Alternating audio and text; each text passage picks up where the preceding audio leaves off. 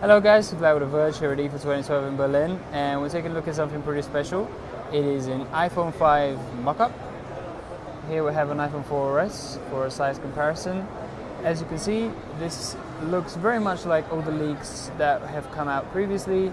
You've got a two-tone back cover here, and flipping it around to the front, you've got what looks to match the 4-inch leaks and rumors that we've heard of the iPhone's display going vertically higher. So this is the original iPhone 4S, and this is how big or how tall the new iPhone display would be, assuming that this mock-up is actually legitimate. We have gotten a hold of this from one of the case manufacturers here at IFA in Berlin, which has chosen to remain nameless in order not to upset a certain company.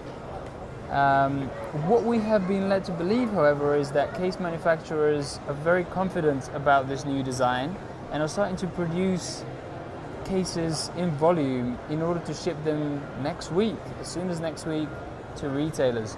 So here are the changes. The dock connector at the bottom has been shrunken, exactly as we've seen. Still got screws on the side of it. Right there you have openings for speakers.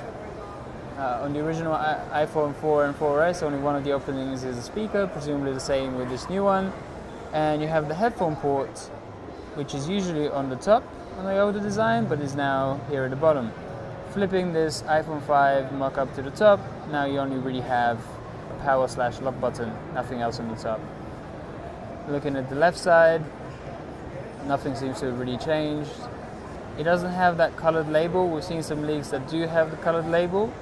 And you might also notice that beyond the metal surround, there is still a little layer for the display, which matches this one. But this is notably thinner than the iPhone 4 and iPhone 4S design. The home buttons look to be pretty much identical, and they operated pretty much the same way.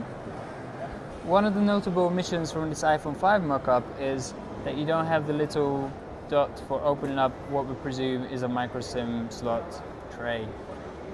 And just to flip it around to the back, you still got the camera in the top left-hand corner, looking at the phone from this position, with an LED flash near it. And you have a whole bunch of FCC and other iPhone labels at the bottom.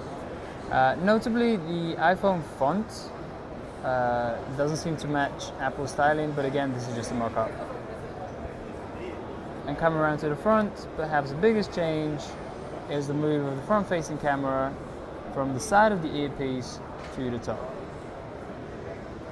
So that's really it. It really seems to look exactly as all the leaks have suggested that it would look. The iPhone 5, it is thinner, it is taller than the iPhone 4 and 4S.